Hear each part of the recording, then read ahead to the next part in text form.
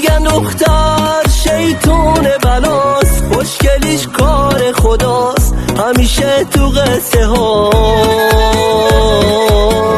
میگن اون ناز و کرشمش، اون نگاه و عشقش، جوری دل میبره با فدای چشماش.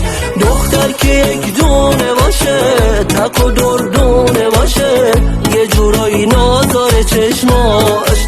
وقتی که احساسی میشه، یه جور خاصی میشه، انگاری فرق داره دنیاش. زلف و گیسوی تلاش و اون خنده هاش و درد و بلاش بخوره توی سر دشمناش. یه جوری دلبر میکنه، هوش از سر میپره و دل تو یه جوری میبره. تو